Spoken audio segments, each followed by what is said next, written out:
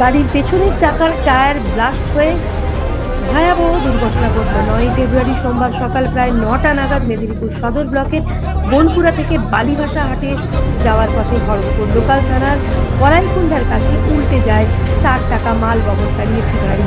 জানা গিয়েছে গাড়িতে প্রায় 12 জন যাত্রী ছিলেন। তারা সকলেই মেদিনীপুর সদর ব্লকের বোনপুরা এলাকা থেকে বালিভাষা হাটে যাচ্ছিলেন।